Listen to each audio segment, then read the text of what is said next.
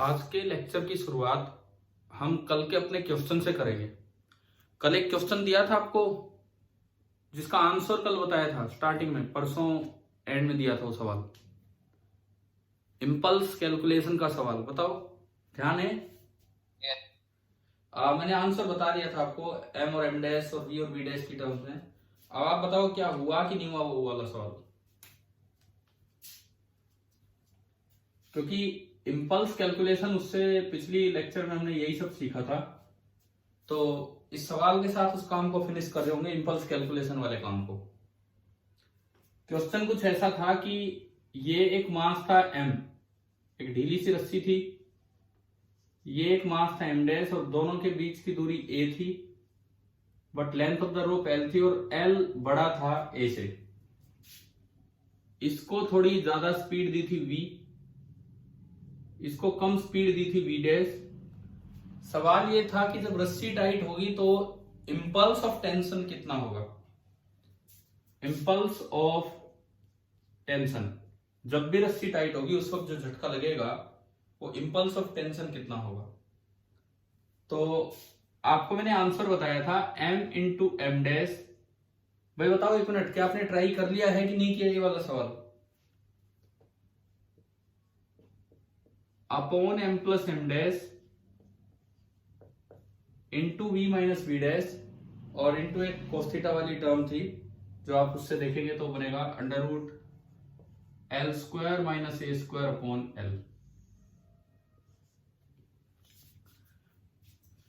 मनीष भाई ये बताओ, ये ट्राई किया ये वाला सवाल या नहीं किया है ट्राई?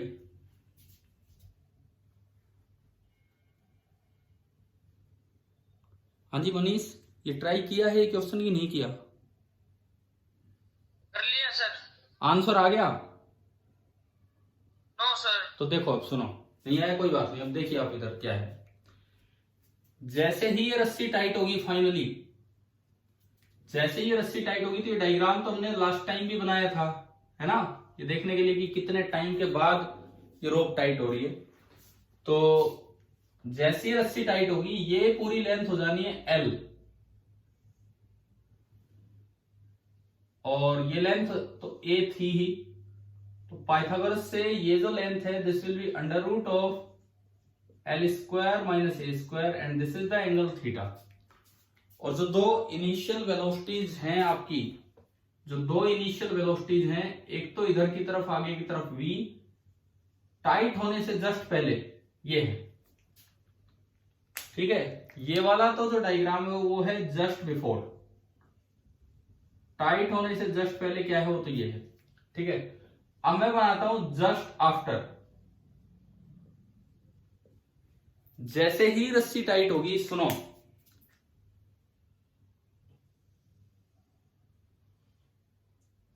रस्सी के टाइट होते ही along the length of the rope दोनों की वेलोसिटी सेम हो जानी है। Along the length of the rope दोनों की वेलोसिटी सेम हो जानी है, मतलब रस्सी के टाइट होते ही ये ऊपर वाला है, इसमें एक वेलोसिटी इधर होगी v पैरेलल, मैं इसे कहता हूं, इधर मैंने बोल दिया v परपेंडिकुलर। तो रस्सी टाइट होते ही अलोंग द रोप ये जो कंपोनेंट है ये तो दोनों में सेम रहेगा, this will B v parallel, क्योंकि रोप टाइट है तो ये लेंथ कम ज्यादा नहीं हो रही, अभी रोप टाइट है तो ये दोनों वेलोसिटी सेम हो जाएंगी। हाँ, ये कंपोनेंट अलग हो सकता है, तो इस पे मैं डैश लगा सकता हूं, v परपेंडिकुलर डैश। ये m डैश है और ये m है, ये यहां m है और m डैश है, सॉरी, और ये m है।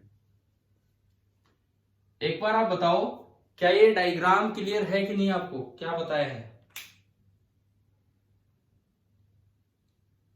हाँ जी बोलो, क्या ये डायग्राम क्लियर है, समझ में आ रहा है क्या बताया? जैसे ही रस्सी टाइट होगी, रस्सी टाइट होते ही रस्सी के अलोंग दोनों एंड्स की वेलोसिटी सेम हो जानी है, क्योंकि अगर उस एंड की ज्यादा होगी तो रस्सी टूट जाएगी और इस एंड की ज्यादा होगी तो रस्सी टाइट नहीं है, रस्सी ढीली हो जाएगी। रस्सी टाइट होते ही along the length of rope दोनों वेलोसिटी के कंपोनेंट सेम होंगे। क्या ये पॉइंट क्लियर हुआ कि नहीं? हाँ जी बोलो, ठीक है। अब देखो देखो, अब इस पे ध्यान दो, जो टेंशन फोर्स लगेगा इस पार्टिकल पे तो इधर लगेगा टेंशन, इंपल्सिव फोर्स, और इस पार्टिकल पे टेंशन इधर लगेगा, रस्सी तो खींचेगी इसको, वो उसको भी खींचेगी। तो टेंशन का इंपल्स का मतलब है, इंपल्स का मतलब होता है change in momentum in the direction of impulsive force, change in momentum in the direction of impulsive force. तो देखो अगर मैं एम डैश को देख के लिखूं, किसी को भी देख के लिख सकते हो, सपोज मैं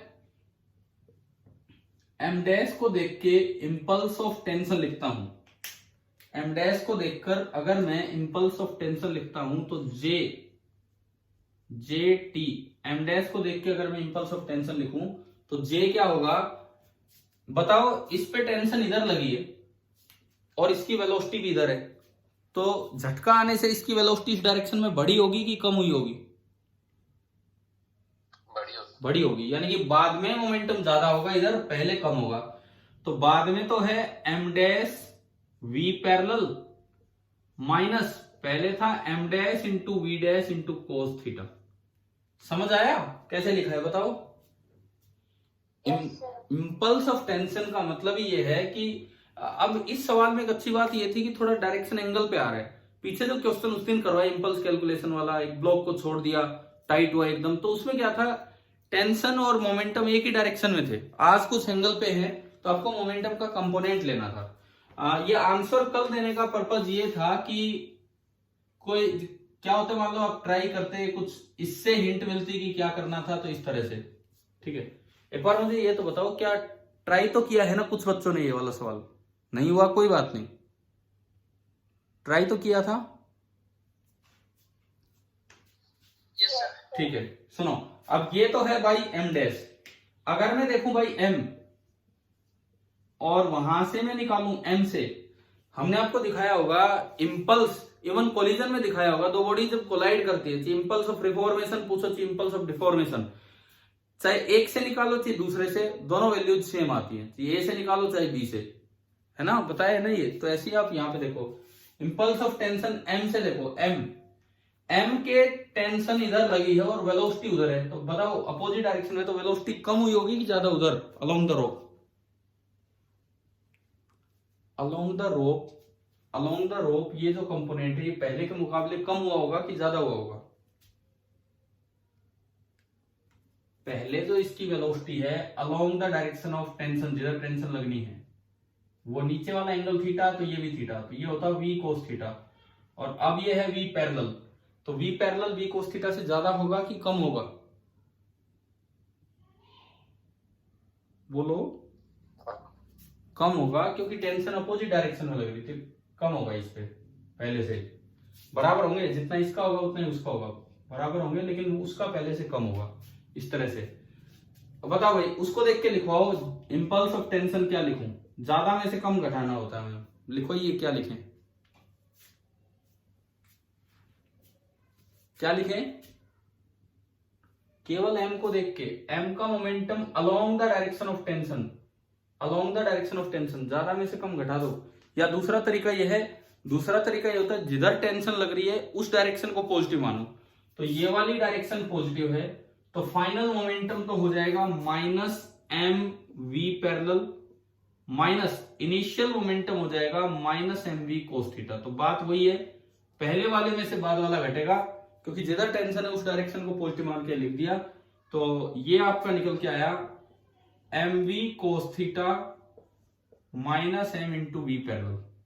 पहले तो ये बताओ, इंपल्स लिखना दो तरीके से लिखना आ गया, चाहे एम से चाहे एम डैश से, ठीक है। अब इन दोनों में ही एक दिक्कत है, एक चीज अननोन है, क्या बताओ? चाहे इससे निकालो चाहे इससे निकालो, एक चीज अननोन है हमारे पास, क्या चीज? हमें ये नहीं पता, वी पैरेलल मतलब वी अलोंग द स्ट्रिंग नहीं पता, ये चीज तो नहीं पता ना। तो अब ये कैलकुलेट करना पड़ेगा। वी पैरेलल अगर कैलकुलेट हो जाए तो इसमें पुट करके हमारा आ जाएगा आंसर। कोस थीटा तो हम जानते ही हैं, देखो कोस थीटा यहां से कितना है, कोस थीटा कितना है यहां से, इस ट्रायंगल से, बोलो भाई कोस थीटा कितना है इस ट्रायंगल से? Under root L square minus A square upon L, ये है आपका कोस थीटा। तो कोस थीटा तो हम जानते ही क्या है, बस वी पैरेलल चाहिए। वी पैरेलल निकालने के दो तरीके होते हैं, या तो इंपल्स मोमेंटम इक्वेशन लगा दो, या फिर along the direction of tension of momentum conservation लगा दो। दो तरीके हैं, मैं दोनों से आपको बता देता हूं। देखो, वी पैरेलल निकालने के तरीके, पहला तरीका, मैं इंपल्स मोमेंटम इक्वेशन लगाऊं। इंपल्स मोमेंटम इक्वेशन, तो अगर मैं एम डैश को देखूं तो उस पर एक ही इंपल्सिव फोर्स लग रहा है टी।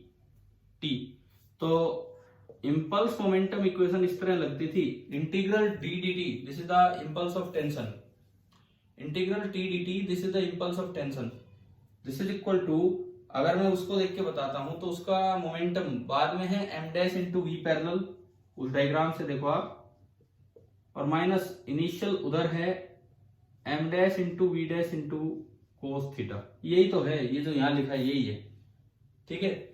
ऐसे ही दूसरे वाले को आप देखोगे तो integral t d t that is equal to m v cos theta minus m v parallel. मतलब मैं कुछ नहीं कर रहा, मैं कह रहा हूं कि इन दोनों को इक्वेट कर दो। मैं कह रहा हूं आपको इन दोनों को इक्वेट कर दो भाई, ये भी जेटी ये भी जेटी, तो दोनों को इक्वेट कर दो तो दोनों सेम होंगे, ताकि वी पैरेलल आए मेरे पास। तो मैंने क्या किया, इन दोनों को इक्वेट किया, इन दोनों को इक्वेट किया, तो m dash into v parallel minus m dash v dash cos theta is equal to m v cos theta minus m v parallel. V parallel वाली टर्म इधर उठा लाओ, तो वी पैरेलल कॉमन, और अंदर बचा एम प्लस एम डैश, और ये टर्म उधर गई, तो ये बना m v cos theta plus M dash v dash cos theta. और यहां से अगर मैं देखता हूं तो वी पैरेलल निकल के आ रहा है m v cos theta plus M dash v dash cos theta divided by m plus M dash, m v cos theta plus M dash v dash cos theta divided by m plus M dash. बताओ v parallel ऐसे निकालना आ गया, दोनों impulses को equate करके। अभी बोलो, ये वाला तरीका है क्या समझ? yes. दूसरा तरीका आप मोमेंटम कंजर्वेशन लगा दो on m plus M dash along the direction of string, tight होने से जस्ट पहले और टाइट होने के जस्ट बाद, क्योंकि और कोई एक्सटर्नल हॉरिजॉन्टल फोर्स लग नहीं रहा और इंटरनल फोर्स इंपल्सिव है, वो इंटरनल है अगर आप एम प्लस एम डैश को सिस्टम मानते हो।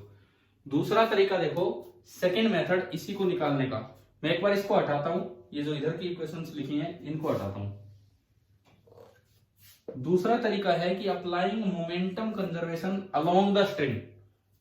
तो जस्ट बिफोर, टाइट होने से जस्ट पहले का डायग्राम ये रहा और बाद का ये रहा। तो जस्ट बिफोर तो आपको दिख रहा है पहले का ऊपर की तरफ एम वी कोस थीटा, उस डायरेक्शन को मैंने पॉजिटिव मान लिया, इसका भी उधर ही है, plus M dash v dash cos theta बराबर, बाद में उसका है उधर एम इंटू वी पैरेलल और दूसरे का भी है M dash into v parallel उधर ही। तो मोमेंटम कंजर्वेशन से मैंने निकाला, वी पैरेलल कॉमन लिया, m plus M dash divide में जाएगा। तो बताओ यही आ गया कि नहीं आया? हाँ भी बोलो, क्लियर है वी पैरेलल कैसे निकाला है आपने? बोलो समझ आ रहा है? एक बार तो हमने इंपल्स इक्वेट कर दिया, एक बार सीधा मोमेंटम कंजर्वेशन निकाला लगाया, ठीक है। तो मैं इसको हटाऊं तो ये मेरे पास वी पैरेलल आ गया। अब चाहे एक इक्वेशन में रखो चाहे दूसरे में, इंपल्स आ जाने। चलो मैं वी पैरेलल को इसमें रखता हूं। अगर मैं वी पैरेलल को इसमें रखूं तो impulse of tension m v cos theta minus m into v parallel, v parallel की जगह आपने रखा m v cos theta plus M dash v dash cos theta divided by m plus M dash, ये आपने रख दिया। अब अगर मैं देखूं, एक एम यहां है, एक कोस थीटा कॉमन आएगा और एक एम ये रहा और एक कोस थीटा कॉमन, तो इन सब में से मैंने एम कोस थीटा कॉमन ले लिया, इन सभी में से मैंने एम कोस थीटा कॉमन ले लिया। एम कोस थीटा ये भी मैं कॉमन ले रहा हूं, m plus M dash LCM बना के, मतलब ये इससे मल्टीप्लाई होगा। यहां ओनली क्या बचा है? वी बचा ऊपर, वी, ये इससे मल्टीप्लाई होगा। तो पहली टर्म एम वी दूसरी टर्म एम डैश वी, ये बचा, माइनस एम गया बाहर, कोस थीटा गया बाहर, कोस थीटा कॉमन है तो यहां बचा एम वी, पहली टर्म एम वी एंड दूसरी term minus m dash v dash. नीचे तो वो एलसीएम है वो इधर आ गया, एम वी से एम वी कैंसिल। अब देखो इन दोनों में से क्या कॉमन आ रहा है, एम डैश कॉमन आ रहा है इन दोनों में से, अभी दिख रहा है ना, एम डैश कॉमन आया, एम डैश कॉमन आया तो देखो बाहर गया एम डैश, एम डैश। अब देख लो बस फाइनल आंसर ही दिख रहा है यहां से। अगर एम डैश कॉमन आएगा तो अंदर क्या बचेगा, v माइनस वी डैश, तो ये आ गया m dash into we minus we dash upon m plus M dash, और एक कोस थीटा है और कोस थीटा की वैल्यू ये लिखती है यहाँ पे। अभी बताओ क्या ये वाला सवाल क्लियर हुआ कि नहीं हुआ आप सभी को? ठीक है, मतलब उनसे अच्छा था उस दिन जो सवाल करवाए, उनसे एक स्टेप ऊपर था, बिकॉज उनमें सब एक ही डायरेक्शन के अलोंग काम हो रहा था, या तो सेम डायरेक्शन या अपोजिट, इसमें किसी एंगल पे काम हो रहा था, तो इसीलिए आपको होमवर्क में दिया था। एक दिन और दिया आंसर देके, ताकि क्या पता अब कुछ हिंट मिले, अब कुछ हो। कोई बात नहीं, अभी समझ में आ गया ना, वो भी बहुत है, अगर अभी भी समझ में आ जाता है तो। ठीक है, चले हम आगे बढ़े, हम थोड़ा बहुत रिवीजन करें, कुछ मतलब और चीजें बताएंगे रिवीजन में ही इन सब के साथ। मतलब आप मान के चलो कि पेपर में हो सकते हैं ऐसे एक दो सवाल होने चाहिए, मैं तो ये कहूंगा। इंपल्स फिजिकल सिचुएशन से कैलकुलेट करना, एक होता है इंपल्स ग्राफ से कैलकुलेट करना, वो सिखा दिया मैंने आपको। ठीक है, इंपल्स फिजिकल सिचुएशन से कैलकुलेट करना, ये चीज हो सकती है। ठीक है, तो आप उस पर ध्यान रखना कि किस तरह से ये था। चलिए अभी हम थोड़ा सा आगे बढ़ते हैं।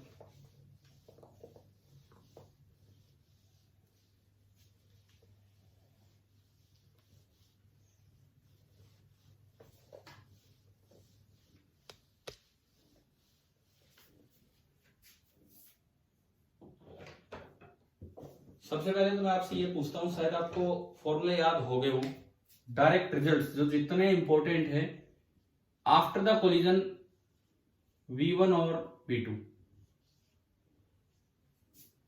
यहां पे बताओ पहली चीज यहां पे क्या आता है आफ्टर द कोलिजन, जो फाइनल वेलोसिटी जाती है वो बोलो। M1 माइनस M2, चलो इलास्टिक के लिए लिख लेते हैं, कोई बात नहीं। M1 माइनस M2 अपॉन ये तो U1 वाली टर्म, प्लस एक टर्म आती है आपकी U2 वाली टर्म। U2 वाली टर्म में क्या आता है, 2 क्या आता है बताओ?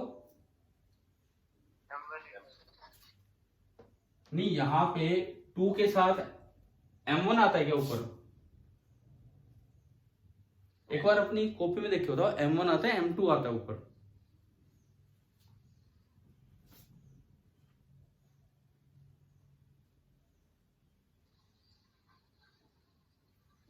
M2 sir. हाँ तो यार M2 ही मैं बोल रहा हूँ, आप लोग M1 बता रहे हैं यहाँ पे। सुनो ऐसे आप V2 बताओ, V2 में फर्स्ट ब्रैकेट इंटू U1, पहली ब्रैकेट में क्या आता है, नीचे तो यही रहना है M1 प्लस M2, ऊपर क्या आता है भैया? अब तक तो यार याद हो जाने चाहिए ना ये फॉर्मूले, अभी तो काफी टाइम हो गया, अब तक तो याद हो ही जाने चाहिए। अरे इनके बिना कैसे बात बनेगी, 2-4 सवाल तो डायरेक्ट होते हैं इन फॉर्मूलों पे, 2-4 नहीं 2 हो जाए, मतलब इसलिए भी बहुत है। याद नहीं हो रहा है क्या ये फॉर्मूला?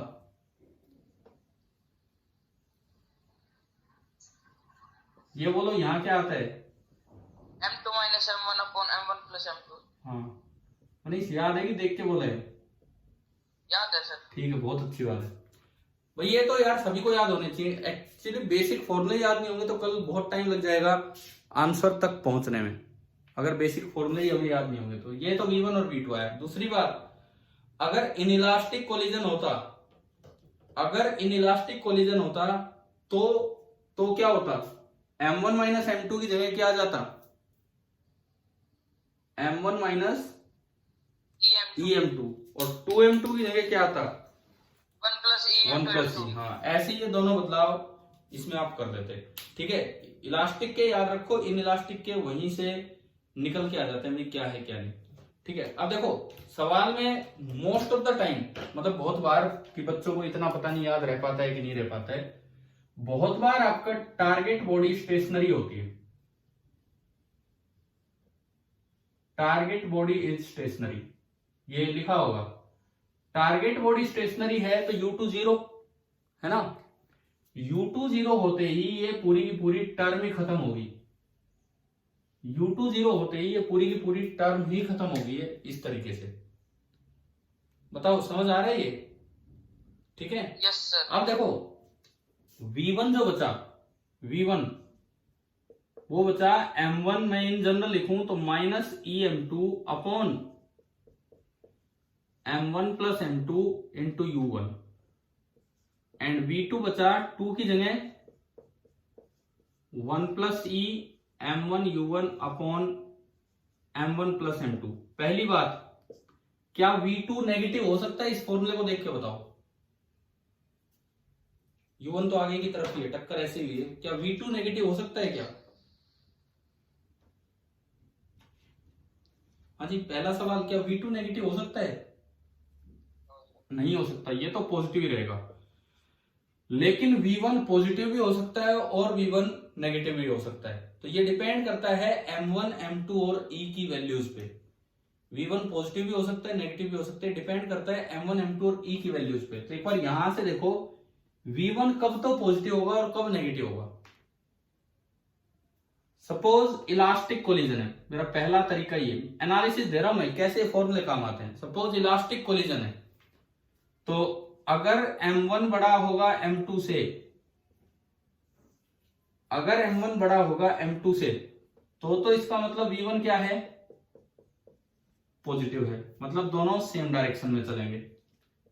अगर M1 छोटा है M2 से, अगर M1 छोटा है M2 से, तो बताओ आप भाई, ये नेगेटिव हो गया। M1 छोटा है M2 से तो V1 नेगेटिव हो गया, तो इसका मतलब आफ्टर द कोलिजन दोनों के चलने की डायरेक्शन क्या हो जाएगी? बिल्कुल अपोजिट, एंड यहां पे दोनों की डायरेक्शन क्या है? सेम। अगर इलास्टिक कोलिजन होता है, मैं सामने वाली बॉडी टारगेट बॉडी स्टेशनरी है तब की बात कर रहा हूं, अगर इलास्टिक कोलिजन होता है, पीछे आने वाली बॉडी का मास अगर ज्यादा था तो टक्कर के बाद वो आगे चलती रहेगी, अगर उसका मास कम था तो 100% बात है कि टक्कर के बाद वो वापस चलेगी। ठीक है, अगर ऐसे रिजल्ट्स याद हो जाते हैं, ठीक है, नहीं याद होते हैं तो आपको देखना आना चाहिए। और अगर इनइलास्टिक कोलिजन हो, तो मान लो इनइलास्टिक कोलिजन है, तब क्या होगा?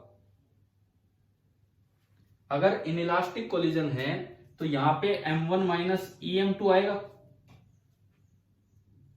ठीक है, अब देखो E कभी 1 से बड़ा होता नहीं है, E कभी 1 से बड़ा होता नहीं है, E तो 0 और 1 के बीच में लाई कर रहा होता है। ठीक है ना, तो ये जो फैक्टर है, ये जो फैक्टर है, ये तो M2 से भी छोटा है। अब पहला केस देखो, पहला केस, अगर M1 बड़ा है M2 से, अगर M1 बड़ा है M2 से, तो M2 से बड़ा है तो EM2 से भी बड़ा होगा। भाई अगर M1 M2 से ही बड़ा है तो क्या EM2 से बड़ा हो जाएगा कि नहीं? होगा ना, समझ में आ रहा है? ठीक है, तो अगर M1 M2 से बड़ा है तो पक्की बात है EM2 से भी बड़ा होगा, इट मींस V1 पॉजिटिव रहेगा, तो दोनों की डायरेक्शन क्या रहेगी? सेम रहेगी। ठीक है, दूसरा केस, अगर M1 छोटा है M2 से, तो पता नहीं EM2 से छोटा है कि बड़ा है। भाई M1 M2 से तो छोटा है, परंतु E से मल्टीप्लाई होके EM2 भी तो छोटा हो गया। तो अगर M1 छोटा है M2 से, तो उस केस में ना दोनों बातें हो सकती हैं कि V1 में बी पॉजिटिव और में बी नेगेटिव। V1 पॉजिटिव भी हो सकता है, V1 नेगेटिव भी हो सकता है, यानी कि दोनों के चलने की डायरेक्शन अपोजिट सेम भी हो सकती है और अपोजिट भी हो सकती है। मैं ये नहीं कह रहा कि आप रिजल्ट याद करो, मैं आपको एनालिसिस करवाने का तरीका बता रहा हूं कि कैसे इस तरह की चीजें देखी जाती है थ्योरेटिकल से क्वेश्चंस में, इस तरह के क्वेश्चंस में। समझ में आया ये वाला सवाल? क्या देखा हमने? अगर इलास्टिक टारगेट बॉडी स्टेशनरी, हम तब की बात कर रहे हैं, अगर इलास्टिक कोलिजन है पीछे वाली बॉडी का मास ज्यादा है तो टक्कर के बाद सेम डायरेक्शन में चलेंगे दोनों, मास कम है तो पक्की बात है टक्कर के बाद ही उल्टा आएगा। अगर इनइलास्टिक कोलिजन है, अगर इनइलास्टिक कोलिजन है, पीछे वाली बॉडी का मास ज्यादा है तो ये पक्की बात है सेम डायरेक्शन में चलेंगे। लेकिन अगर पीछे वाली बॉडी का मास कम है तो टक्कर के बाद इनइलास्टिक में वो सेम डायरेक्शन में भी चल सकते हैं और वो अपोजिट डायरेक्शन में भी चल सकते हैं। डिपेंड करता है कि भाई इनका मतलब क्या रेशियो है, ई के साथ क्या कॉम्बिनेशन बन रहा है। समझ में आ गया शायद? ठीक है।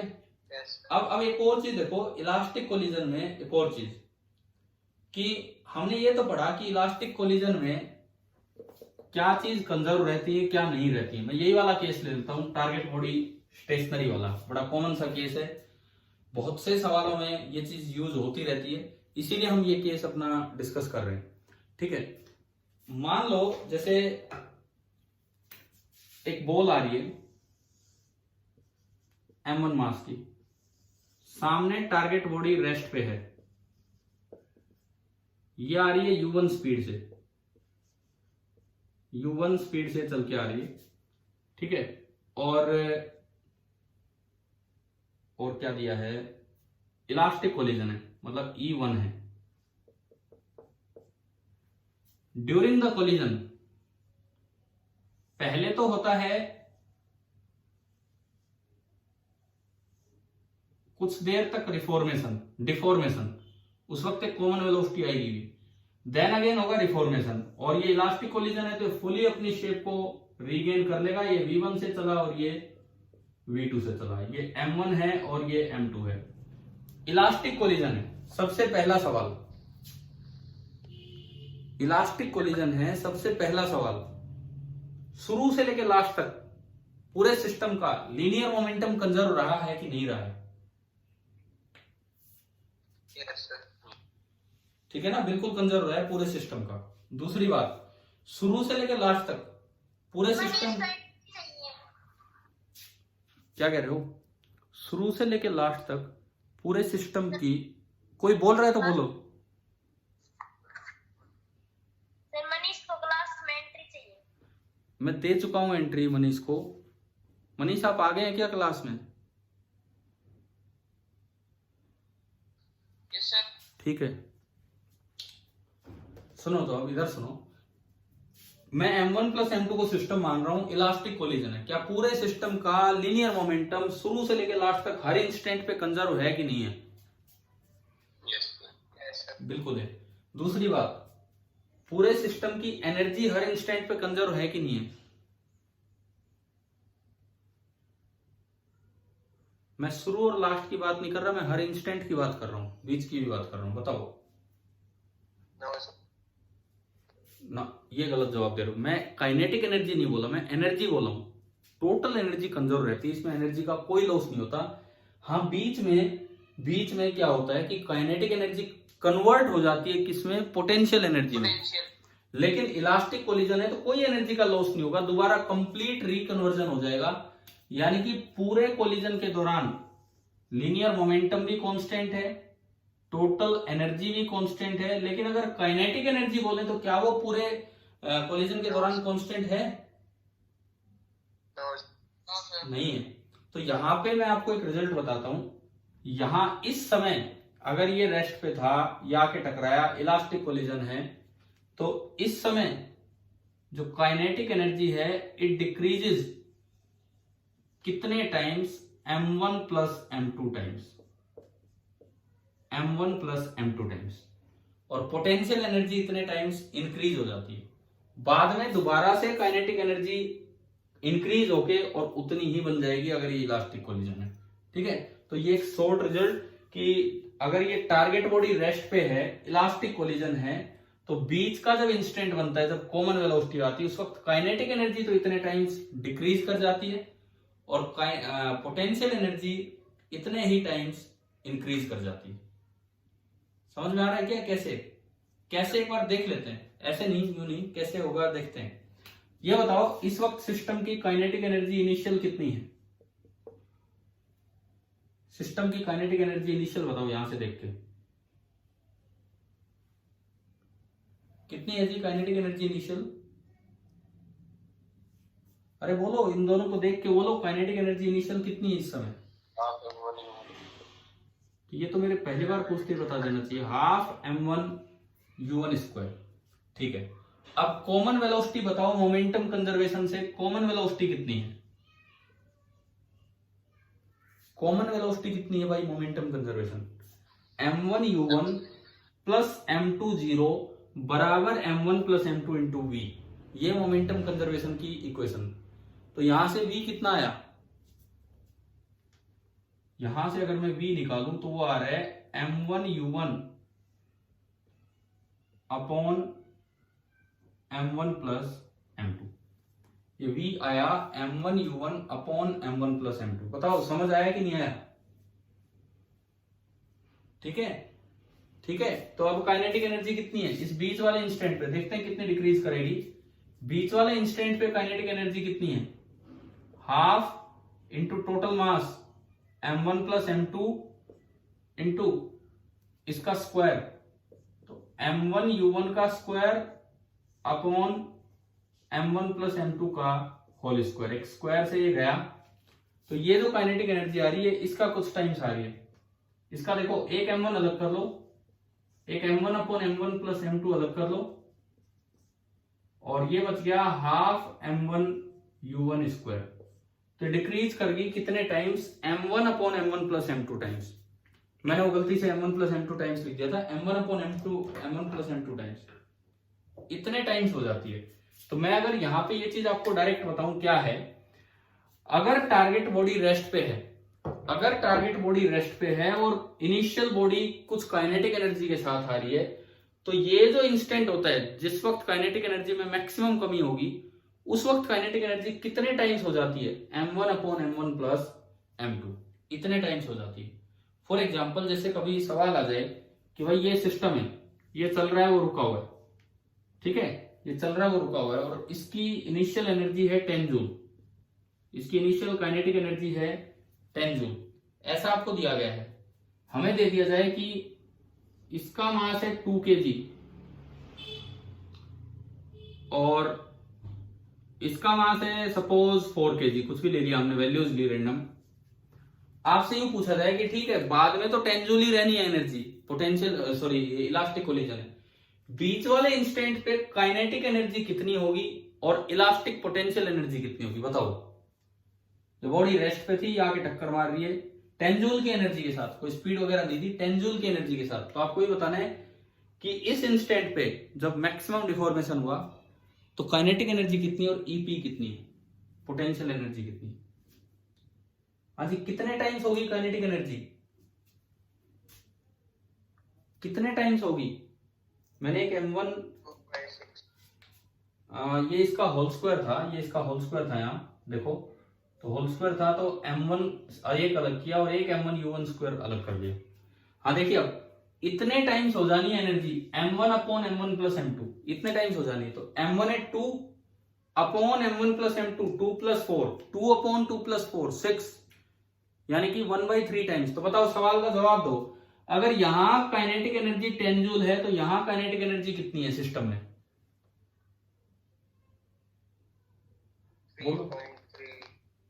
10/3, ठीक है, 3.3। और पोटेंशियल एनर्जी कितनी है इस समय सिस्टम में? इस समय पोटेंशियल कितनी है? क्या हम 10 में से घटा दें दोबारा? समझ रहे हो? 10 माइनस 10/3। तो इस वक्त सिस्टम में पोटेंशियल एनर्जी कितनी है? 20/3 जूल। लास्ट में दोबारा बोलो, अब काइनेटिक एनर्जी कितनी है? इलास्टिक कोलिजन है, तो अब काइनेटिक एनर्जी कितनी है?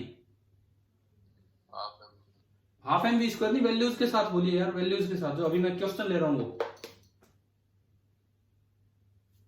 इनिशियल 10 जूल थी, इस वक्त काइनेटिक एनर्जी होगी 10/3, पोटेंशियल एनर्जी होगी इतनी। अब मैं पूछ रहा हूं बाद में काइनेटिक एनर्जी कितनी होगी? 10 जूल ही हो जानी है दोबारा, और पोटेंशियल एनर्जी कितनी हो जानी है? 0।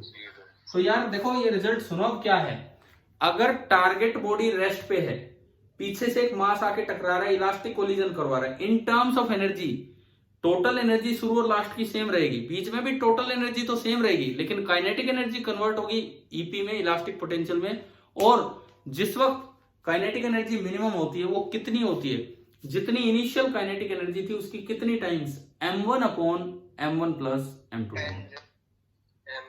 m1 upon m1 plus m2 times. अगर टारगेट बॉडी रेस्ट पे है और पीछे वाली बॉडी इलास्टिक कोलिजन कर रही है तो इस वक्त काइनेटिक एनर्जी इतने टाइम्स हो जाती है, m1 upon m1 plus m2 times, और पोटेंशियल एनर्जी इसमें से घटा तो वो हो जाएगी। अब मेरा सवाल, क्या पूरे इलास्टिक कोलिजन के दौरान kinetic energy of the system constant रहती है कि नहीं? बताओ, kinetic energy of the system constant रहती है या नहीं रहती है? नहीं रहती है। टोटल एनर्जी मतलब खाली एनर्जी, अगर मैं बोलूं तो इलास्टिक कोलिजन के दौरान खाली एनर्जी कांस्टेंट रहती है। तो भाई आप ये रिजल्ट्स अपनी कॉपी में ऐड करते हो कि नहीं? ये जो छोटे छोटे रिजल्ट्स बनते हैं उनसे ऑब्जेक्टिव क्वेश्चन जल्दी होते हैं, अगर बाई चांस हो कहीं जरूरत पड़ जाए तो। ठीक है, अरे समझ आया कि नहीं आया बताओ? Yes sir. ठीक है। यस। अब देखो, एक बड़ी कॉमन सी प्रॉब्लम होती है इलास्टिक कोलिजन की, शायद आपने बुक्स में कभी देखा भी हो तो। एक बड़ा सिमेट्रिकल सा नेचर है। हमने पढ़ा है कि इलास्टिक कोलिजन में अगर सेम मास की बॉडीज आती हैं तो उनका वेलोसिटीज एक्सचेंज हो जाती हैं आफ्टर द कोलिजन, है ना? तो सुनिए, मान लीजिए कहीं पे यूं हो, एक बॉल, दो बॉल, तीन बॉल, 1 2 3, मास इसका भी m, मास इसका भी m, मास इसका भी m। पीछे से एक आइडेंटिकल बॉल आके टकराई, नंबर 4th बॉल आके टकरा रही है, मास इसका भी m है, और ये u स्पीड से आके टकराई, इलास्टिक कोलिजन है। तो आफ्टर ऑल कोलिजन्स बताओ क्या होना है, क्या डायग्राम बनेगा आफ्टर ऑल द कोलिजन्स? जब पहला कोलिजन यहां होगा, ये सारे इलास्टिक कोलिजन है, जब पहला कोलिजन यहां होगा तो क्या वेलोसिटीज इंटरचेंज कर दें हम? ये रेस्ट पे थी, तो टक्कर के बाद बॉल नंबर 4 तो यहां रुक जाएगी और 1 चल पड़ेगी विद कितनी वेलोसिटी? u। फिर जब ये 2 से टकराएगी तो 1 यहां रुकेगी और ये रेस्ट पे आ जाएगी, और 2 चल पड़ेगी कितनी वेलोसिटी से? u से। फिर जब 2 यहां जाके टकराएगी तो 2 रुक जाएगी और 3 चल पड़ेगी कितनी वेलोसिटी से? u से। तो फाइनल सिचुएशन ये एक बड़ी कॉमन सी सिचुएशन होती है इलास्टिक कोलिजन में, आइडेंटिकल बॉल्स वाला। तो ऐसी चीज 10 बॉल रख दो, इधर से जितनी बॉल्स आएंगी उधर से उतनी बॉल आगे चल पड़ेंगी, इस तरह का काम होता है, और वो एग्जैक्टली उनकी जगह लेके और रेस्ट पे रुक जाती है। ठीक है, समझ में आ रहा है नहीं ये वाला केस? ये पेंडुलम में भी बनाया जा सकता है इलास्टिक कोलिजन, इस तरह से भी करवाया जा सकता है। चलो ठीक है, आगे बढ़ते हैं, इसके बाद थोड़ा और आगे चलते हैं अपने काम पे। एक ये वाली चीजें मैंने आपको काफी सिखाई थी कि न्यूटन्स लॉ का कोई भी सवाल सेंटर ऑफ मास में कन्वर्ट करके दिया जा सकता है, बताया था? बताओ। Yes sir. ठीक है, मैंने एक्ट्रूड मशीन वाले भी करवाए, उनमें वो m1 minus m2 upon m1 plus m2 है। देखो ये वाले क्वेश्चंस भी हमने लिए थे, एक्ट्रूड मशीन वाले, सेंटर ऑफ मास की एक्सेलरेशन निकालनी सिखाई। ये वाले क्वेश्चन भी हमने लिए, ये लिया था शायद एक दिन ऐसे भी सवाल कि एक ब्लॉक यहां है, एक ब्लॉक यहां है, दोनों चल रहे हैं, तो एक्सेलरेशन निकालनी तो आ जाती है, बट सेंटर ऑफ मास की एक्सेलरेशन कैसे निकालते हैं? एक को एक्स एक्सिस मानते हैं, एक को वाई एक्सिस, फिर a1 लिखते हैं, फिर a2 लिखते हैं, फिर m1 a1 plus m2 a2, x के लॉन्ग 1 का 0, y के लॉन्ग 1 का 0 डिवाइड बाई टोटल मास। याद है ना इस टाइप के क्वेश्चंस? ठीक है, अब इसमें एक तीसरी टाइप जो अक्सर बच्चे कई बार सोचते हैं कि भाई अब इसके कंपोनेंट कैसे करें, तो वो कहीं ना कहीं गलती कर जाते हैं एक्सिस मानने में। वो देखो आप, सपोज ऐसा कोई सिस्टम हो,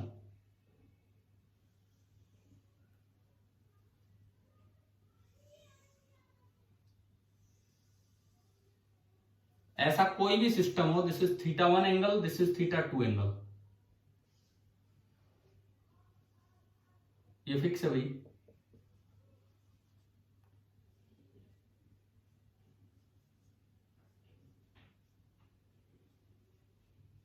इसका मास m1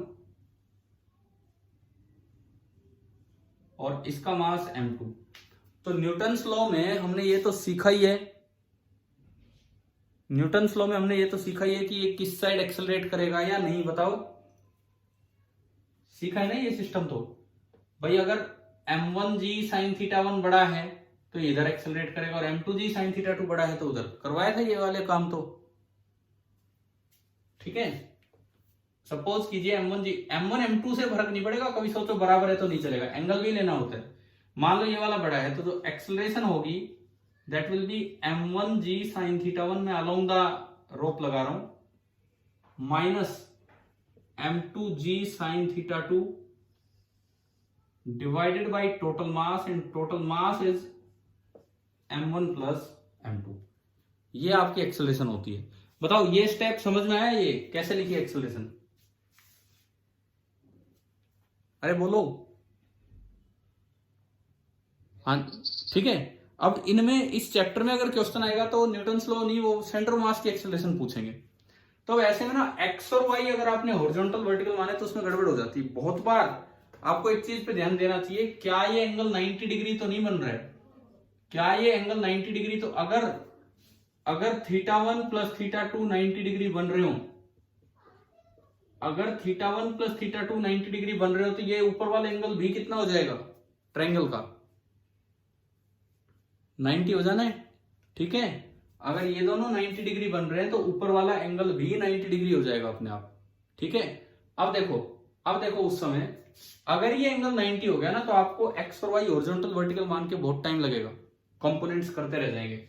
आप ऐसा करो, ये 90 है तो इसी को ओरिजिन मान लो, इसी को ओरिजिन मान लो।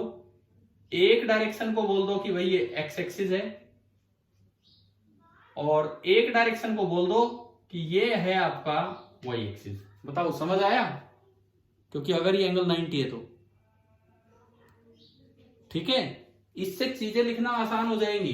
कैसे? ये ए से इधर आ रहा है और वो ए से ऊपर जा रहा है। अब देखो A1 वेक्टर अगर मैं इसको देखूं तो ए आई कैप, ए हमारे पास है ही।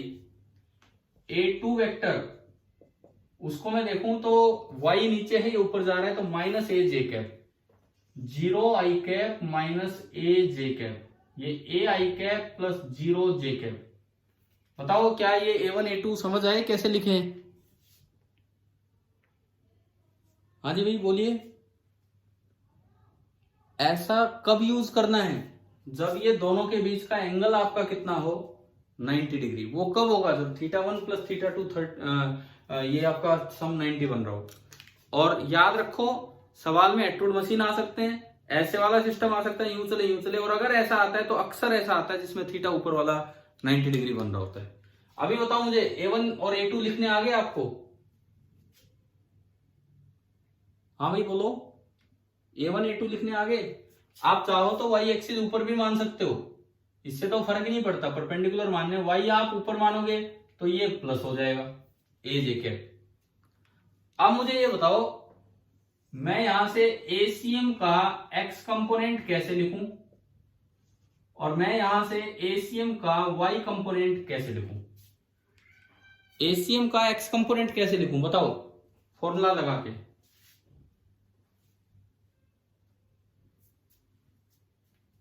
हाँ जी भाई बोलिए, ACM का x कंपोनेंट हम कैसे लिखें यहां से?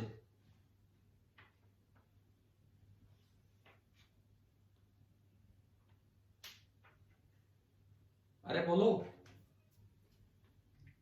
ACM का x कंपोनेंट कैसे लिखें?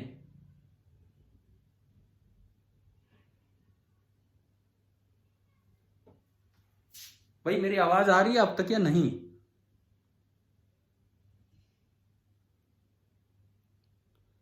बच्चों आवाज आ रही है? बताओ। Yes sir. तो अब बोलो ना, एसीएम का एक्स कंपोनेंट कैसे लिखें? क्या फॉर्मूला होता है? m1a1 plus m2a2। केवल एक्स देखना है, केवल एक्स। m1 ये रहा, a1 a है, आई कैप में a है, प्लस m2 के साथ बताओ क्या लेना होगा? m2 के साथ क्या लेना होगा? 0। मुझे बड़ा प्रयास करना पड़ रहा है आपसे कुछ भी पूछने में, जवाब ही नहीं आ रहा है। Upon m1 plus m2। ऐसी एसीएम का y component m1 into 0 plus m2 into a divided by m1 plus m2। तो अगर आप ये a की वैल्यू पुट करोगे तो देखो ये m1 प्लस m2 नीचे जाएगा, तो इसमें भी m1 plus m2 whole square बनेगा और इसमें भी m1 प्लस m2 का होल स्क्वायर बनने वाला है यहाँ पे। तो न्यूटन्स लॉ के कोई भी सवाल ये ब्लॉक वाले सेंटर ऑफ मास में आ सकते हैं। मैंने पहली कैटेगरी बताई एटवुड मशीन, अपना रिवाइज करना। दूसरी कैटेगरी यूं चले, उसमें भी ध्यान से a1 a2 तो लिख लोगे, लेकिन एक x के लोगे एक y के लोगे, तो इस तरह से आएगा। और तीसरी कैटेगरी अगर ये आती है तो पहली चीज आप ये चेक करें क्या ये एंगल 90 बन रहा है क्या, क्योंकि अगर ये एंगल 90 बना और फिर आपने हॉरिजॉन्टल और वर्टिकल एक्स और वाई मान लिए तो सवाल बड़ा हो जाएगा। आप a1 को भी कंपोनेंट में तोड़ के लिखेंगे, a2 को भी, मुश्किल हो जाएगा। ऐसे अगर 90 बन रहा है तो आप x और y यूं मानो ताकि a1 लिखना भी आसान हो जाए, a2 लिखना भी आसान हो जाए, और फिर a की टर्म्स में ACM x और ACM y आपके निकल के आ जाए। बताओ ये ठीक है सेंटर मास का ये वाला कॉन्सेप्ट? हाँ जी, समझ आ गया है ना? यस। ठीक है, आगे बढ़ते हैं। अगला काम सुनो।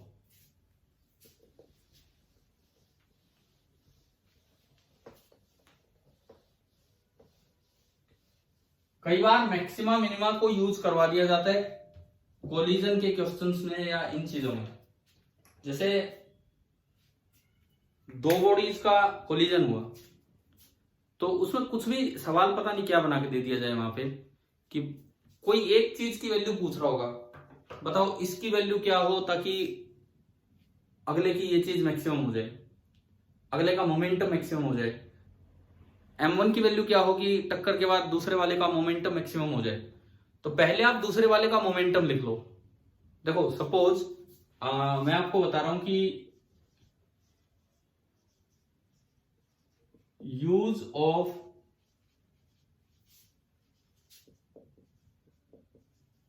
Maxima and minima. कोलिजन में मैक्सिमा एंड मिनिमा का क्या यूज है? सपोज जैसे यूं आ जाए कि ये एक बॉल है m1, ये एक बॉल है m2, इलास्टिक कोलिजन हुआ है, इसकी स्पीड थी u1, ठीक है, इसकी स्पीड 0 थी, ये रेस्ट पे था। अब आपसे पूछा जाए कि बताओ m1 की वैल्यू क्या लें कि टक्कर के बाद m2 को मैक्सिमम स्पीड मिले। m1 की वैल्यू क्या लें कि टक्कर के बाद m2 को मैक्सिमम स्पीड मिले। क्वेश्चन मेरा आ गया समझ? वैल्यू ऑफ m1 क्या हो so that m2 receives maximum speed after elastic collision.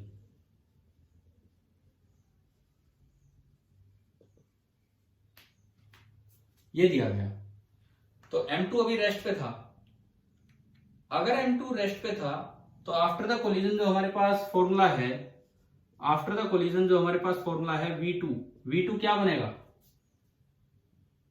अभी लिखा था ना हमने 2m1u1 upon m1 plus m2 लिखा होगा भाई, वो दूसरा फैक्टर तो कैंसिल हो जाना है। समझ आ रहा है ये? बताओ ये फॉर्मूला ध्यान आ रहा है? v2 2m1u1 upon m1 plus m2, ठीक है। अब देखो वैल्यू ऑफ m1 पूछी है ताकि v2 मैक्सिमम हो जाए। तो v2 एक फंक्शन आ गया m1 का। आप इसको यूं देखिए, this is v2 as a function of m1। Maximize करना है तो इसका डिफरेंशिएशन कितना कर देंगे? 0। समझ में आ रहा है?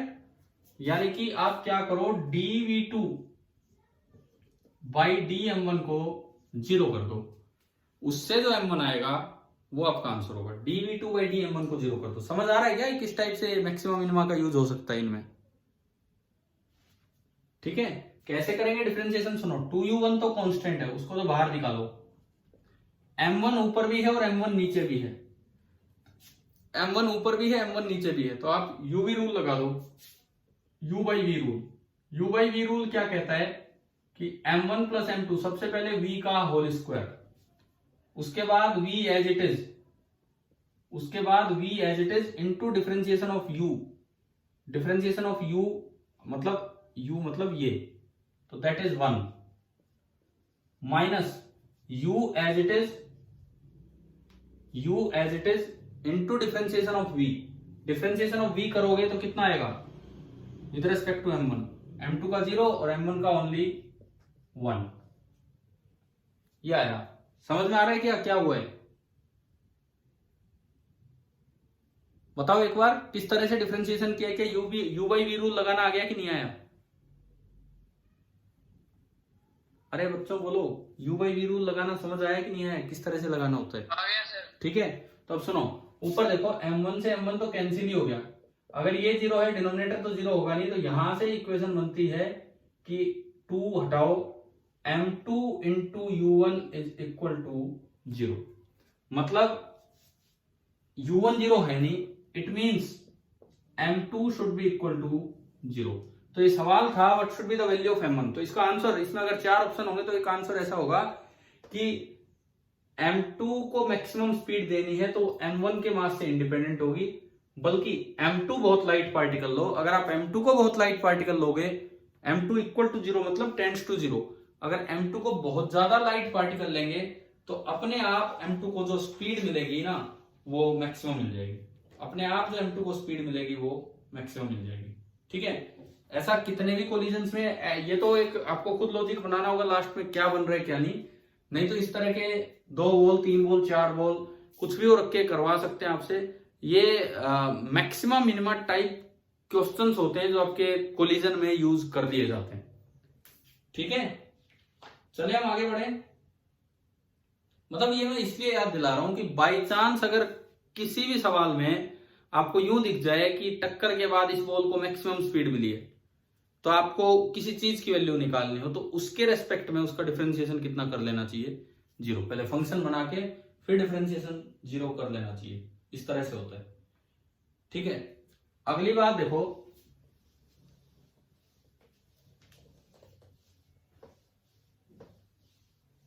कई बार क्या होता है जैसे कोलिजन हुआ,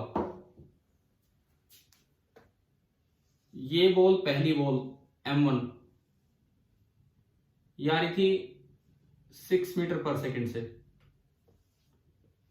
m2 ये कम वेलोसिटी से चल रही थी 2 मीटर पर सेकंड से।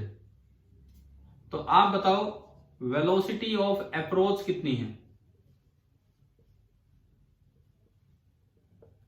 कितनी है वेलोसिटी ऑफ अप्रोच?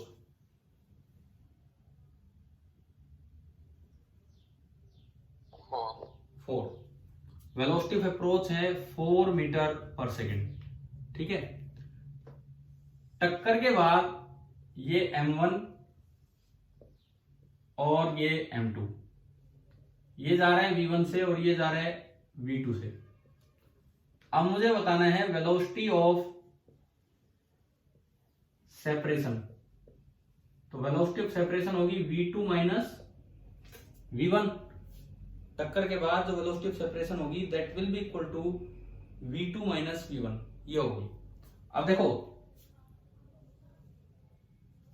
ये बिफोर कोलिजन में दिखा रहा हूं। बिफोर कोलिजन दोनों बॉल्स चल के आ रही थी और एक की वेलोसिटी थी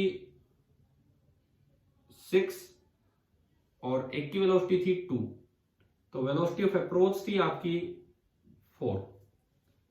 अब आफ्टर द कोलिजन v1 तेज चलेगा या v2 तेज चलेगा बताओ? m1 तेज चलेगा या m2 तेज चलेगा after the collision? m2। After the collision जो है वो बाद वाला तेज चलेगा, क्योंकि बीच में कॉमन वेलोसिटी होती है और उसके बाद उसकी वेलोसिटी बढ़ती है। m2 ऊपर हो जाएगा। ये जो ये था आपका m2 और ये था m1। m2 ऊपर हो जाएगा और m1 नीचे हो जाएगा।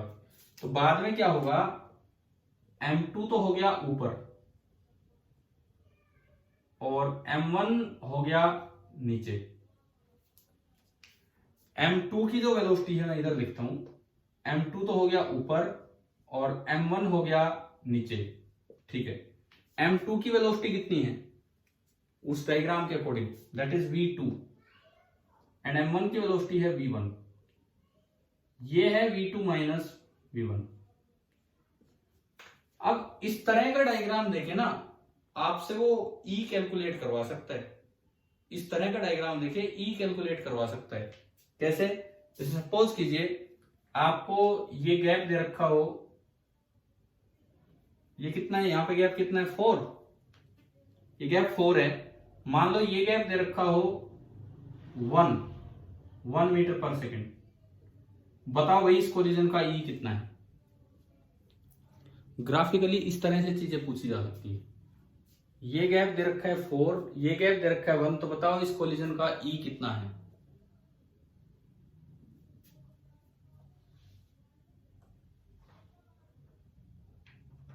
हाँ जी बोलिए।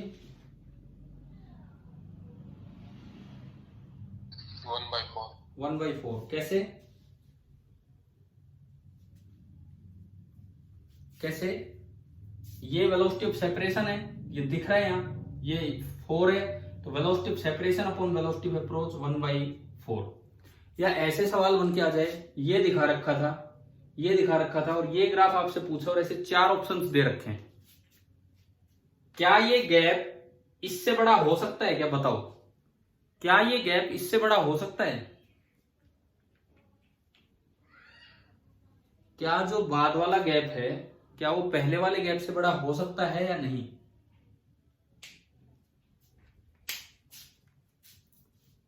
बोलिए भाई, सवाल दो बस, जवाब दो आप, यस और नो। केवल मैं इतनी सी बात पूछ रहा हूं। हाँ जी, दोगे कुछ जवाब? हो सकता है। अब सुनो, मान लो मैंने ये गैप लिया, थोड़ा ज्यादा कर दिया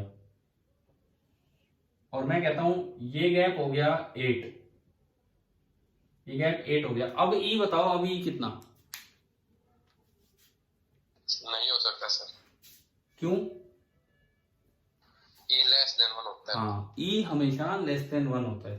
समझ में आ रहा है ना, मतलब किस किस तरीके से चीजें पूछी जा सकती हैं। देखो, एक रिवीजन क्लास है, हम चीजों को यूनाइट कर रहे हैं, एक बार फिर से इकट्ठा कर रहे हैं, क्या है क्या चीज, कुछ कुछ तो अलग बता ही रहे हैं कि क्या हो सकता है। मैक्सिमा मिनिमा का यूज हो सकता है, किस तरह से चीजें। जेई एडवांस और कुछ नहीं करवाता, जेई एडवांस यही करवाता है जो बच्चा पढ़ के आता है उसको थोड़ा सा अलग तरीके से पूछ लेता है, और कुछ भी नहीं। तो क्या सभी बच्चों को समझ में आ गया ये वाला कॉन्सेप्ट, ये जो पॉइंट मैंने अभी बताया? ठीक है। टक्कर के बाद इसकी वेलोसिटी कम होगी, ये नीचे जाएगा, इसकी वेलोसिटी ज्यादा होगी, ये ऊपर जाएगा।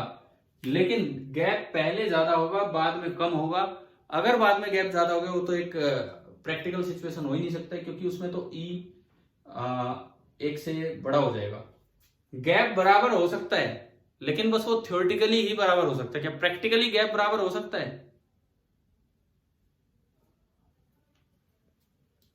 देखो, थ्योरेटिकली तो कोई दिक्कत नहीं, थ्योरेटिकली तो कोई दिक्कत नहीं है, ई बराबर 1 होता है। प्रैक्टिकली तो गैप बराबर भी नहीं हो सकता है। तो अक्सर अगर इस तरह का कंपैरिजन हो तो ये वाला गैप जो है वो हमेशा कुछ ना कुछ क्या मिलेगा, आपका कम ही मिलेगा। हाँ भाई, समझ आ गया? बताओ, क्लियर है कि नहीं यहां तक? Yes sir. ठीक है। एक उस टाइप के सवालों का ध्यान रखना, ये बड़े कॉमन सी चीजें हैं जो हमने लिया। प्लैंक पे आदमी चल रहा है तो बदले में प्लैंक भी चलेगा, कौन कितना चला, है ना? ध्यान है ना आपको ये वाले सवाल, फायरिंग वाले, प्लैंक वाले, इस तरह के जो भी सवाल थे, उन सभी बातों का आप ध्यान रखना कल टेस्ट के लिए। क्लियर है? ठीक है। अब देखो, कई बार क्या होता है, जैसे आपको अगर किसी सिस्टम का केवल सेंटर मास का एक कोऑर्डिनेट निकालना हो तो आपको दूसरे कोऑर्डिनेट पे जाने की जरूरत नहीं है। फॉर एग्जांपल सपोज ये एक्स एक्सिस है, मान लो ये एक्स एक्सिस है और मुझे कुछ ऐसा अरेंजमेंट दिया गया, यहां एक ब्लॉक रखा है, ये ओरिजिन है, ये एक ब्लॉक रखा है, एज लेंथ है ए, एज लेंथ ए है, ठीक है। फिर सुनो, इससे थोड़ा आगे आइडेंटिकल ब्लॉक है, एक और ब्लॉक रखा है 2, इससे थोड़ा आगे एक और ब्लॉक और ब्लॉक के ऊपर एक और ब्लॉक 3, इससे थोड़ा आगे एक ब्लॉक, ब्लॉक के ऊपर एक ब्लॉक एंड ब्लॉक के ऊपर एक ब्लॉक। ऐसा कोई अरेंजमेंट दे दिया, ये अरेंजमेंट है, और मुझसे पूछ लिया कि भाई एक्ससीएम बताओ कितना होगा, x coordinate of centre of mass, केवल एक्स कोऑर्डिनेट आपको बताना है। तो आप क्या करेंगे बताओ, अगर इस तरह की कोई सिचुएशन कहीं आती है तो क्या करेंगे?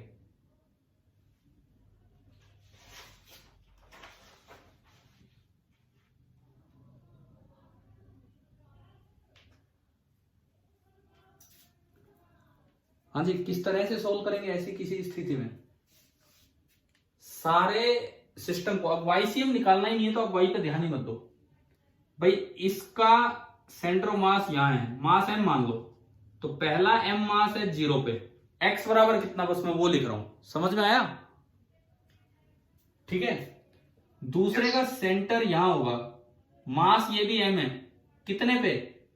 a/2 तो ये और a/2 ये कितने पे हो गया? ए पे। y कोऑर्डिनेट छोड़ो, फिलहाल इन दोनों का तो y कोऑर्डिनेट भी 0, पर y मुझे लिखना ही नहीं है। तीसरा सिस्टम देखो, m ये रहा और m ये रहा, मास कितना है? 2m, लेकिन सेंटर मास ऊपर होगा, ऊपर छोड़ो, ऊपर तो y एक्सिस है, यहां कहां है, यहां कितनी दूर है? देखो a तो पूरा ये रहा, a तो पूरा ये रहा, a/2 ये रहा और a/2 ये रहा, तो इसका कोऑर्डिनेट क्या होगा? इसका, इसके सेंटर का x कोऑर्डिनेट 2a। ऐसे अगले के सेंटर का केवल x कोऑर्डिनेट होगा कुछ ऊंचाई पे, मुझे उससे मतलब नहीं, मास रखा है m, m और m, x कोऑर्डिनेट कितना उसका? a और a 2a और a/2 और a/2। तो अगर मैं x कोऑर्डिनेट की बात करूं तो x कोऑर्डिनेट कितना उसका? 3a। बताओ समझ आ रहा है क्या? ठीक है। अब देखो, अब एक्सीएम कैसे निकालें? एक्सीएम m1 into x1 plus m2 into x2 plus अगला मास है 2m इंटू 2a और अगला मास है 3m और इंटू 3a, डिवाइडेड बाई क्या आएगा? Divided by total mass m और m 2m और 2m 4m एंड 3m, नीचे क्या आ जाएगा? 7m। बताओ, ऐसे कर देंगे ना अगर इस तरह के आइडेंटिकल सिस्टम्स कहीं आते हैं तो, आइडेंटिकल ऑब्जेक्ट्स कहीं आते हैं, ठीक है? Yes sir. और इस तरह की इक्वेशन से मुझे एक चीज और ध्यान आ रही है, क्या पता, मैंने आपको बता दिए थे, ये क्वेश्चन सेंटर ऑफ मास में अक्सर कई बार ये चीजें यूज होती, मान लो n तक है, sum of first n natural number 1 + 2 + 3 up to n, बता दिए ना ये वाले फॉर्मूले, यूज भी किए होंगे। Sum of first n natural numbers होता है n इंटू n + 1/2, ठीक है। Sum of first squares of first n natural number कितना होता है? 1 स्क्वायर 2 स्क्वायर 3 स्क्वायर, अगर कहीं जरूरत पड़े तो बोलो कितना होता है? n इंटू, नहीं पता तो मैं लिखूं यार, अगर n नेचुरल नंबर्स का सम करते हो तो n इंटू n + 1/2, अगर squares of n natural number आप करते हैं तो n into n + 1 into 2n + 1 divided by 6। अगर क्यूब का सम करना पड़ जाए तो उसका क्या फॉर्मूला होता है? n इंटू n + 1/2 का होल स्क्वायर। है ना भाई। सेंटर ऑफ मास में बड़े कॉमन है फॉर्मूले, हमने काफी दिन पहले इस तरह के क्वेश्चंस लिए होंगे, एक स्केल पे पार्टिकल रखे हैं, तो काफी कॉमन होते हैं ये क्वेश्चंस, तो आपको इनका ध्यान रखना चाहिए। ठीक है, समझ में आया कि नहीं आया बताओ। अगली चीज जो मैथ्स की जो यूज हो जाती है, मैं उस पर चलता हूं।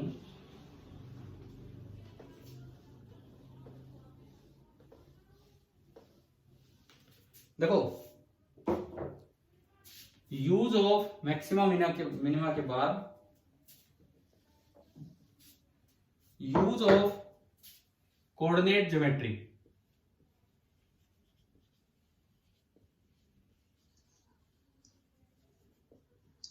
कोऑर्डिनेट ज्योमेट्री आपको ये कहती है कि ये किसकी इक्वेशन है बताओ, ax plus B Y equal to C. Shape कैसी है ये? हाँ भाई, ax plus B Y equal to C, ये शेप कैसी होती है एक्स वाई प्लेन में? Straight line. Straight line. अब देखो, ये आपका एक्स एक्सिस, ये है आपका वाई एक्सिस। आपको अगर इस तरह की कोई भी फॉर्म हो तो आप इसको यूं लिख सकते हैं, y is equal to c by b, तो उधर गया,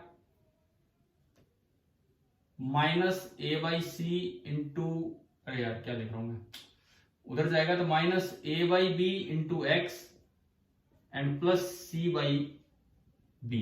ये आपकी इक्वेशन आई, y equal to m x plus c form में। ठीक है, स्लोप नेगेटिव है, y इंटरसेप्ट पॉजिटिव है, यानी कि ये लाइन कुछ इस तरह की बनी। Yes sir. ठीक है, ऐसी कोई और लाइन दे दें कुछ भी, मतलब कई बार क्या होता है कि वो डायरेक्ट एंगल ना देके ना आपको लाइन से एंगल निकलवाते हैं, लाइन से एंगल निकलवाते हैं। सपोज ये वैल्यू अगर आप निकालते हैं, मान लो -1 है, -1 का मतलब है कि अंदर वाला एंगल 45, अंदर वाला एंगल 45। ठीक है, अब आपको ये दे दिया कि भाई एक पार्टिकल इस पे चल रहा है, उसका मास दे दिया, उसकी वेलोसिटी दे दी, एक पार्टिकल इस पे चल रहा है। ठीक है, ऐसी एक और इक्वेशन दे दे, स्ट्रेट लाइन इक्वेशन, जिसमें स्लोप पॉजिटिव हो रही हो, y equal to a by b into x plus c by b. तो ये कैसी बनेगी, ये इक्वेशन कैसी बनेगी, ये स्लोप भी पॉजिटिव, y इंटरसेप्ट भी पॉजिटिव, तो ये इक्वेशन ऐसी बन जाएगी।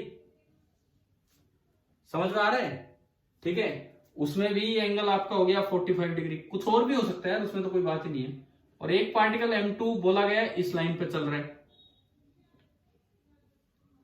अब पूछ ले कि भाई सेंटर ऑफ मास की वेलोसिटी बताओ, कर पाओगे ये वाले क्वेश्चंस?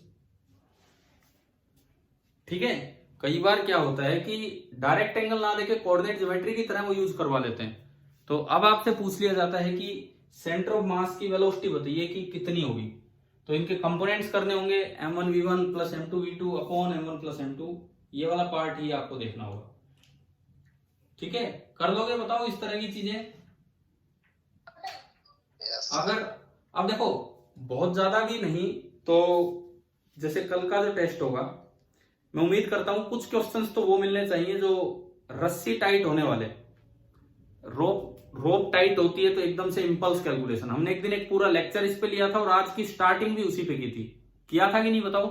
समझ आ रहा है? वो मान के चलो, जो जैसा हमारी उम्मीद है कि 1 से 2 सवाल तो उन पे मिले कि रोप टाइट होगी तो उससे रोप बिकम्स टॉट, उससे पूछा जाए कि इंपल्स कैलकुलेशन पे। 1-2 सवाल ग्राफिकली पूछा जा सकता है, पीटी ग्राफ हो या एफटी ग्राफ हो, उनसे 1-2 क्वेश्चंस आपके ग्राफ पे हो सकते हैं। ये मान के चलो कि पेपर के 25 में से 10 से ज्यादा सवाल कोलिजन पे मिलेंगे, 10 से ज्यादा सवाल, क्योंकि इन सब में जो मोस्ट इंपोर्टेंट टॉपिक है वो कोलिजन है, जो पिछले टेस्ट में नहीं आया था। कोलिजन में ज्यादा, इलास्टिक कोलिजन पे ज्यादा क्वेश्चंस आते हैं, तो अपने रिजल्ट याद रखना।